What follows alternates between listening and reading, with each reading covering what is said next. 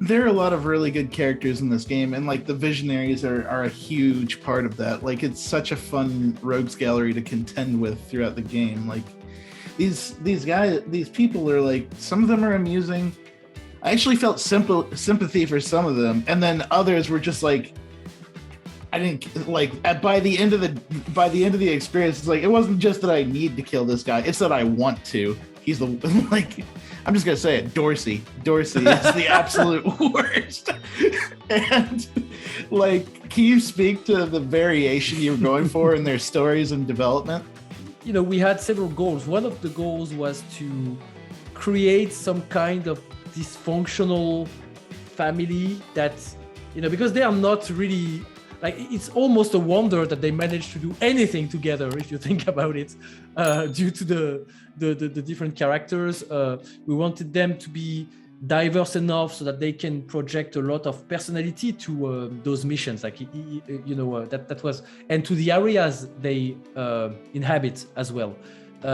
So trying to theme them very strongly, build some, you know, kind of fucked up soap opera kind of relationships between them. So that's interesting to, you know, it's nice to learn the juicy details about some of them, you know, without spoiling. It's cool because they are highly colorful and highly dramatic, but in a way they are all facets of the same theme. And you know, we also wanted them to have, we wanted their powers to be some kind of expression of who they are as well, like really, because each of them has a power. So there's that. And then there is also the other thing, which is the relationship to, this is something with the Eternalists in general. They made a strange leap of faith, right? They said, we want to be immortal, and at the same time, so yeah, we're going to launch this, and at the end of this day, even if we die, we are coming back. And that's kind of scary and crazy that they went for it. So it was interesting to understand why each of them had the motivation to become immortal. What were they trying to preserve at all costs? Each of them. For one, it would be her artistic talent. For one, it would be his privilege, and for others, it would be I want to improve eternally and become the best version of myself, etc., etc. They all have those motivations. And then another element was how they relate to the supernatural elements on the island. Some of them have a more scientific view on it. Some of them have a more mystical view on it. Some of them don't care as long as it works. I'm happy with it. Here's the money, do it. So anyhow, there was a lot of that, and I think trying to nail the personality also came with the tone we were going for. We were going for a tone that had a bit more humor and absurdity, to it than our past games. Something a bit absurd and even though those are dramatic events and situations and even though that's the case, we still want the player to smile, and we still want the player to sometimes even laugh, and it was important to get that. Otherwise, I think it would be a very harrowing experience without those elements of, every now and then Colt cracks a joke that actually makes you laugh, or you learn something about and Dorsey. I mean, it's funny you mention him because definitely the idea was he's the ultimate asshole. That was exactly the entire idea, like the ultimate, like the convergence of all assholes, is Alexis, and I'm glad that that it worked out. And the fun fact, the actor for Alexis Dorsey, in his audition, he just came. We were auditioning various people, and in his audition, he just came and say, "Hey, what's up, sluts? I'm so and so, and I'm auditioning for blah blah blah." And the "What's up, sluts" immediately got everyone like who's this guy? Actually, that's the guy.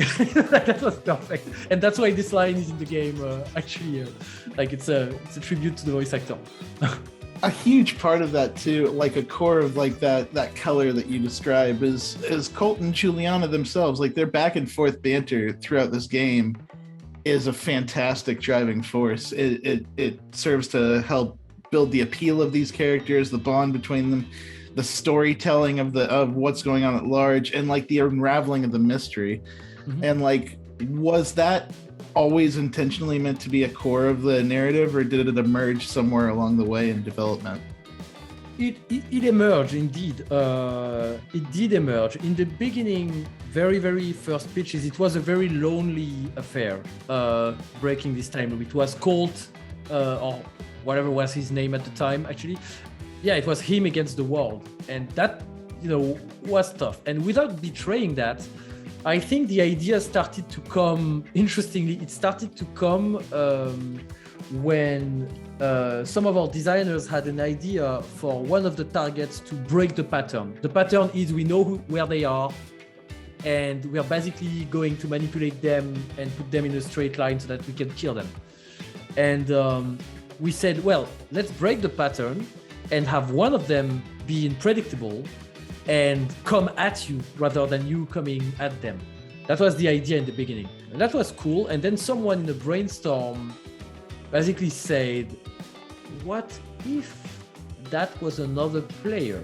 And then we were like, that's crazy. And then somehow for almost miraculous reasons, it actually took shape, and it's in the game. But the thing is, if we have to make this, this mechanic of another player being able to be the rival of the protagonist, then it needs to be core. It cannot be just one character among the others, right? Like it's too central, too important. And that's when we started really digging into who that person was, came up with Julianna, and we started liking the idea of this relationship between the two.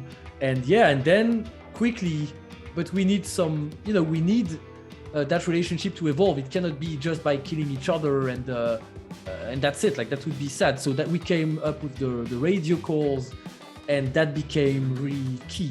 And finding the right tone and the right dynamic between the two characters in writing and then in voice acting was a tough challenge, because when we started to come up with that, this is make or break for this game. Immediately, if that didn't work, there is no chance in the world that Deathloop would be as fun as a game if those two characters, if that dynamic didn't work. So I'd say it evolved over time, and this idea of Colt being dead set on his mission, like very determined, but going through that pain and that challenge by using humor to de-dramatize things, and even self-deprecating humor, not taking himself too seriously, but still being very serious about what he's doing. And on the contrary, having Julianna, who, basically has everything figured out and has this kind of, I'm always poking at you,